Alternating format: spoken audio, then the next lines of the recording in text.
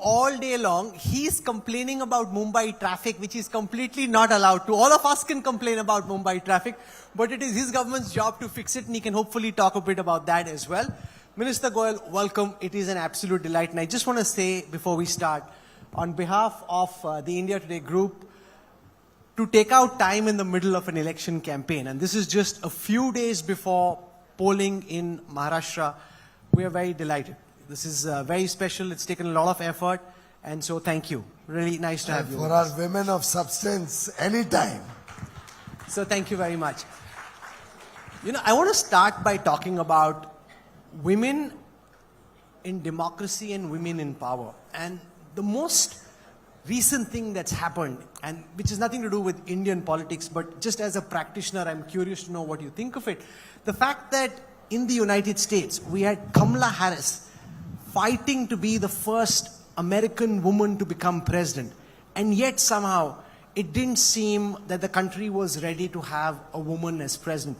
So as an Indian politician and understanding the psyche of voters, why do you think voters did not give that opportunity for a woman leader to be president of the United States?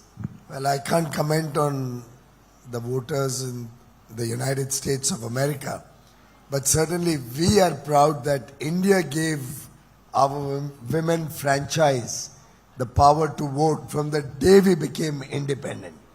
So much so that in all our local bodies across the country, women are representing in a very big way. Now, on Ganesh Chaturthi last year, we also have passed a law by which all the state assemblies and parliament, Lok Sabha, will also have 33% compulsory reservation for women members of parliament and members of legislature. So India is a country which has a rich legacy of respecting our women. In fact, they embody power, Shakti, तो हमारी मात्र शक्ति है और and I think it's the success stories that India has had in politics about women holding high positions, right from the Honorable President of India, the first tribal woman president that India is proud to have. Again, a woman who's had a very, very illustrious life. She was a teacher, became an MLA, became a minister, and then again went back to social service, only to come back into public service as the President of India. I can also tell you about my own mother. She became a corporator in the Mumbai Corporation way back in 1978. She served in the Mumbai Corporation for 6 years, then went on to become a member of the Legislative Assembly without reservation. Both of these were without any reservation. On her own mettle, elected by the people of India, elected by the men in the constituency equally. And 3 times she was a member of the Legislative Assembly.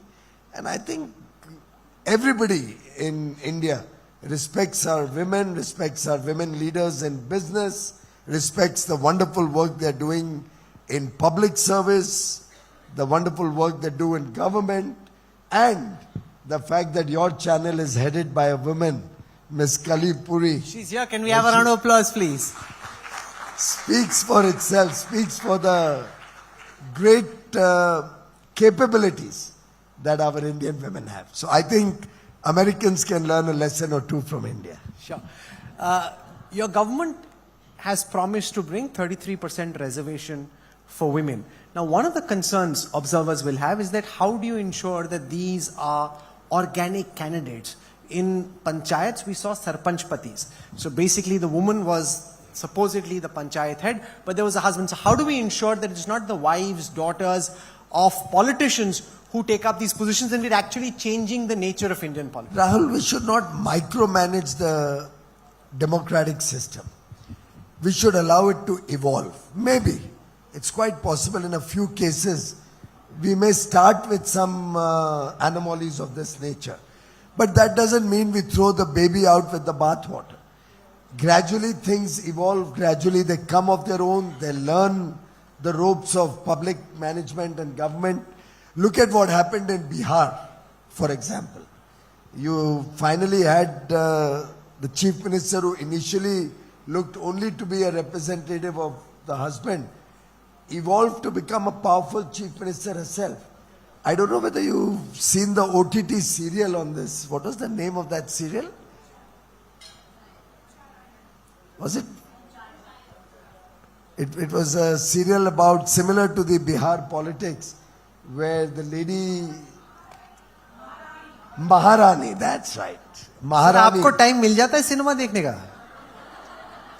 अगर मुझे सेन रहना है तो मुझे जरूर कुछ ना कुछ रिक्रिएशन एंटरटेनमेंट और इंडिया टुडे और आज तक के बियॉन्ड भी जाना पड़ेगा.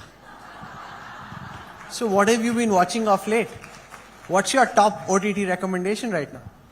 What did we watch? Did we watch City of Dreams? Mamla Legal hai. Pankaj Tripathi in Mamla Legal hai. That's right. So I have my better So half. who chooses? The better half chooses or you choose? Are you happily married or no? Very happy.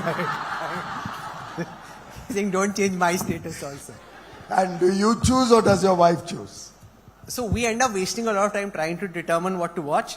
And then by the time we start watching, oftentimes, it's time to go to sleep. By that time, Kalipuri calls you back to the office. आप time ही कहाँ देते हो आप? The minister also, I'm surprised that you get time to watch because each time he's calling, it's usually at say 10:30, 11 at night. So I'm very shocked, honestly, to know that you managed to pull time. No, I think that's something we should learn from the women, how to multitask. And I think what our women do is truly phenomenal. They look after their work or their business or their job. They look after their family. They instill value systems in their children. The kind of multitasking that our women can do, I think is truly phenomenal, and hats off to all of you and all the women of India. Having said that, I think both my wife and I enjoy our morning cup of tea together. We enjoy that at the end of a long day, whatever time it may be. There are times when we've switched on the television at 2 in the night. But we've made it a point that we spend some time together, exchange notes, have the telly blasting out something or the other beyond news. I mean, ultimately, end of the day, our work-life balance also has to be maintained. And that's why we really enjoy getting back home, whatever time of the night, even during COVID. I used to be stressed through the day with a lot of challenges. But in the night, I remember watching the serial. It was quite scary on Charlie. What's that guy's name? Charles Sobraj. We were watching a pretty dark serial on Charles Sobraj. So I think this is a way that we can bring balance to our lives. Interesting. I'm glad that you find things to do outside politics. I thought Modi Sarkar mein people are not allowed to do anything outside politics. Ki subah se leke raat tak kaam karo bas. No, on the contrary, we are encouraged, because unless we connect with the people, unless we get to know what's happening in the world outside, we will be living in a silo and we'll be living disconnected from the people.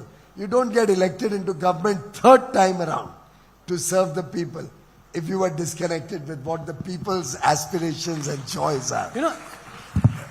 Since Piyush ji has brought me into the conversation so many times, I feel it's absolutely polite to intervene in that conversation which is happening on stage. Since you asked him the question about Sarpanch Pati, where women become Sarpanch but actually the husbands are running the show, I was expecting him to talk about the MP Wives Club, which is part of central government, which is such an important and powerful club of women who are the wives of MPs, and we should really discuss about where the real power there lies. No, we have a brilliant system in our party, in the Bharatiya Janata Party, where our women MPs and the wives of all our members of parliament have formed a Kamal Sakhi club, friends of Kamal. And all of them meet each other, engage with each other regularly. And in those sessions, they even discuss issues of public interest. I remember they're having a presentation on what role they could do on skill development, on self-help groups. So I think we have a very powerful way in which our better halves also connect with each other. One of the things that we've seen of late, particularly after the Madhya Pradesh elections, where Ladli Behan came in, now there's Ladki Bahin, the idea that somehow we are normalizing doles and cash transfers, particularly to women, and this is having, as you know, multiple effects. Of course, the women who get it really like it, and it helped you in Madhya Pradesh. It could potentially have a role to play in the Maharashtra elections. But the concern is that this is what the Modi government said they would not do, or the Prime Minister wasn't very keen on, that you get money just sitting at home. He'd rather that money be earned through productive means, or money be earned in a way that it becomes a virtuous cycle of more money coming in rather than the government giving these benefits. So how do you explain that? I mean, A, the populism, and B, the fact that, for example, in farm, labor is now hard to come by because they've got food grain, they got this money coming in, and they're having these spiral effects also. Well, so I don't think it's just because they're getting free food grains or this Mandhan honorarium as we call it. I think it's because more and more people are getting work. There's a great demand for people to work and in a way it demolishes the fake argument that as if a lot of people or everybody in India is unemployed. Sadly, some politicians equate employment with a government job, which is really sad. Employment is all our entrepreneurs, all the startups, all the women living in this, sitting in this room, all the achievers. Everybody is engaged in different activities.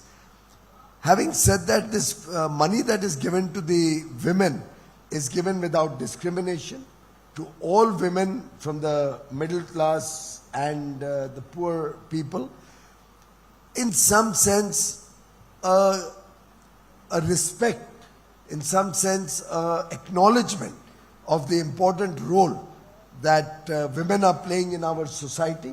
The fact that they do so much more at home, which is not recognized, not acknowledged, not really calculated or given any sort of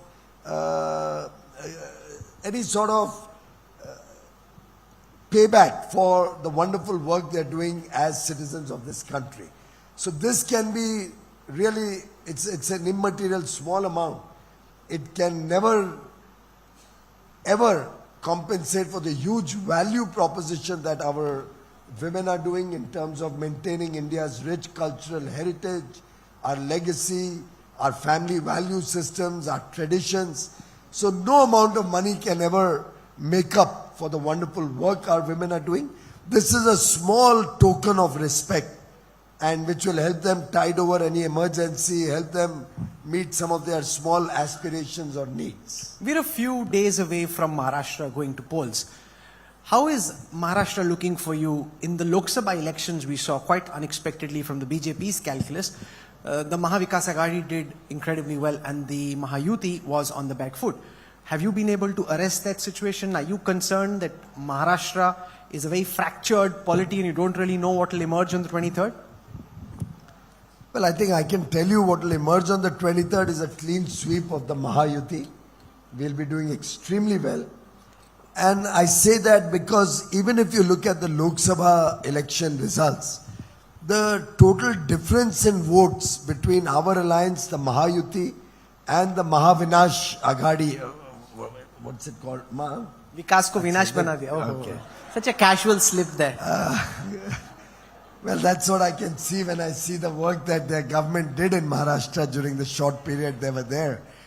But the vote difference between our alliance and the pretty unholy nexus of a Shiv Sena fraction and a Congress fraction vying for votes of only a particular section of society was only 2 lakh votes. In the whole state of Maharashtra, this large state, the difference in votes was only 2 lakhs. And more so, I think, tactically, they were able to get better results in certain areas. We lost about 11 seats. Just the BJP alone lost 11 seats with a vote difference of anywhere between a few hundred to maybe 20 or 30,000 or thereabouts. So I think there was a little bit of possibly less effort than what we should have put in. The workers of the party, the entire machinery is completely charged up. We are working as a united Mahayuti alliance.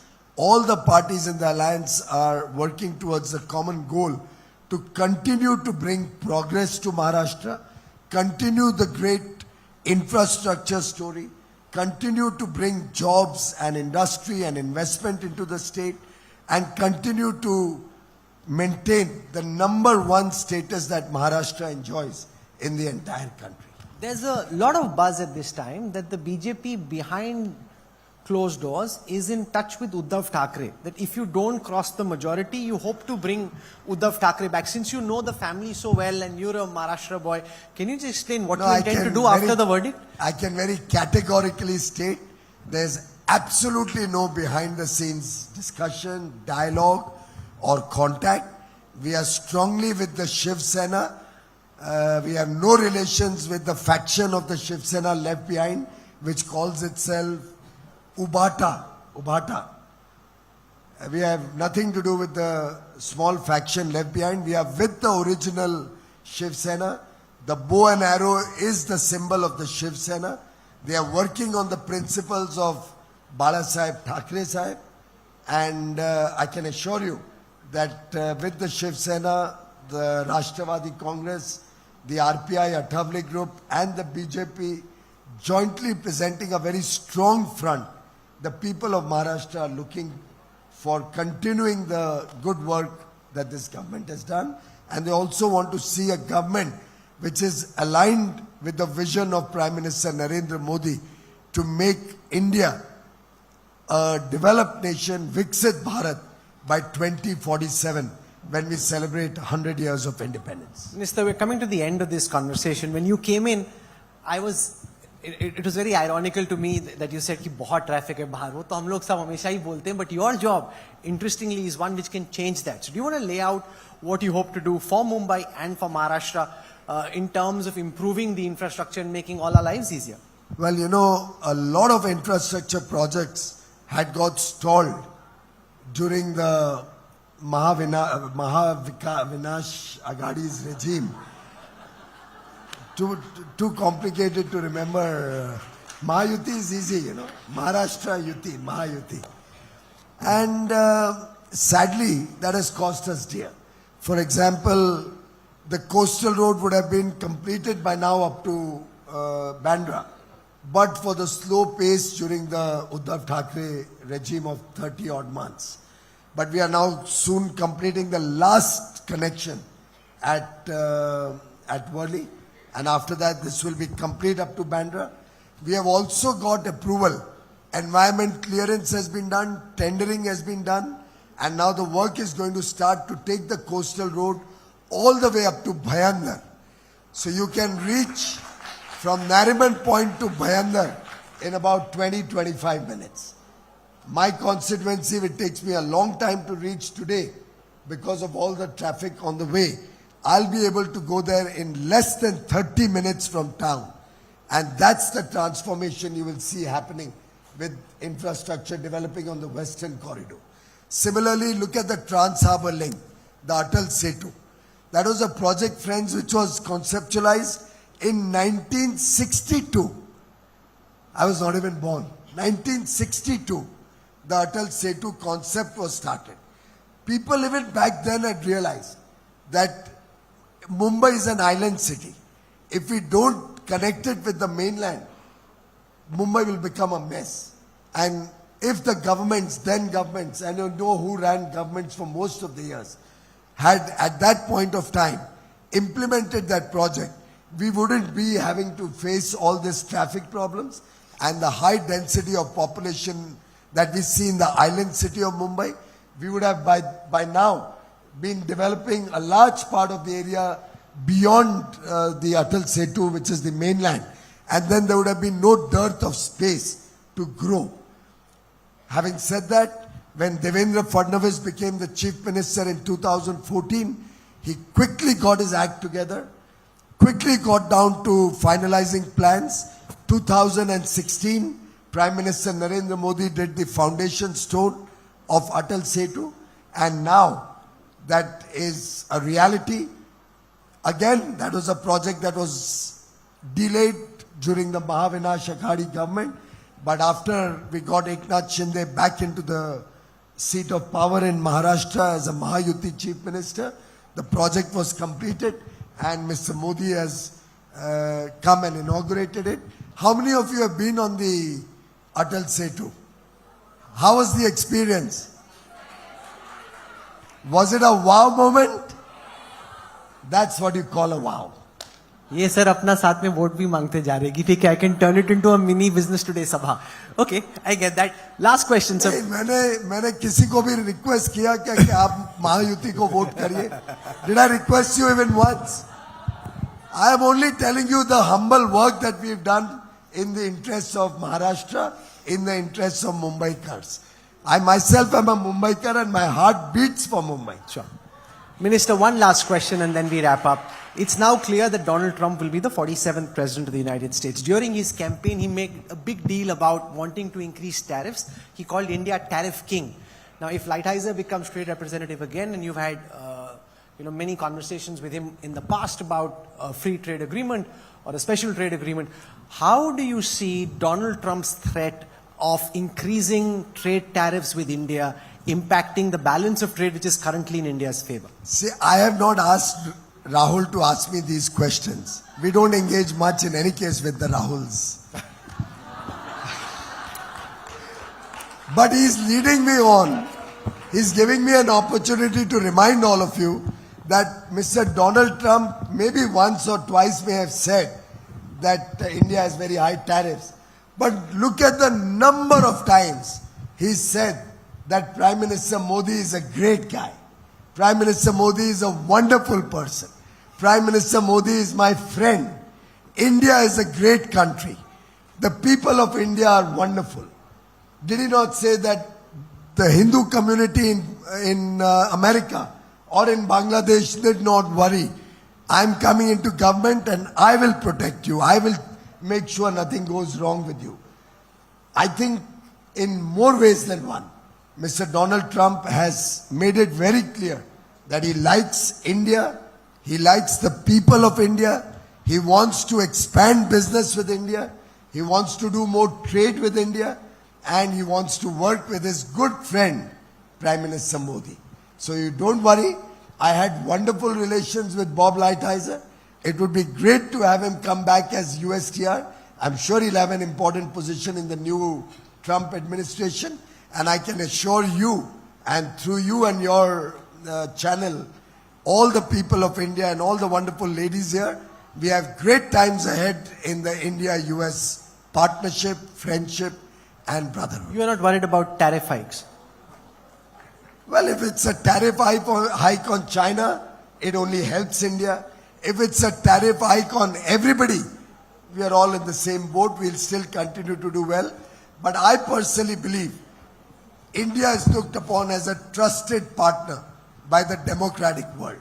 The democratic world wants to work with India because of 4 Ds.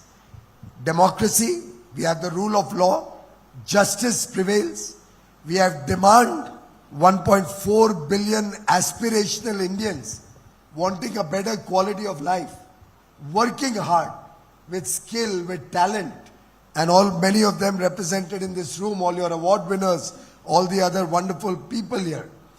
3, we have the advantage of demographic dividend, a young population.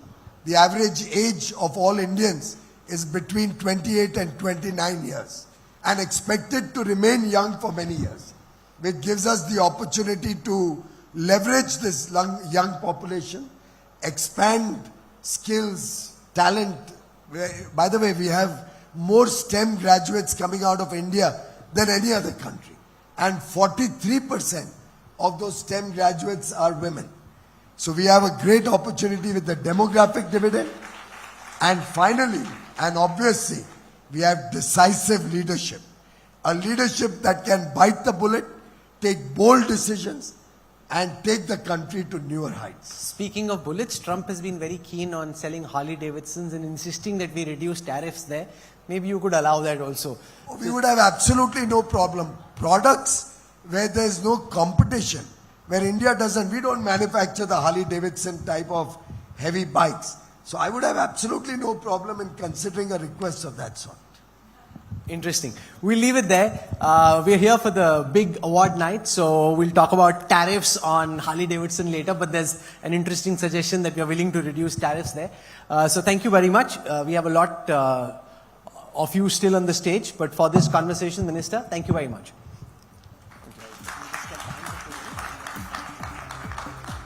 Much, Minister, please stay back for 1 minute on the stage, please, till we request Mr. Dinesh Bhatia, Group CEO of India Today Group, to please come up on stage and present a memento to Honorable Minister, sir. Huge round of applause, ladies and gentlemen, for Honorable Minister and for that enthralling session that we've heard him. Let's pose for a photo op as well.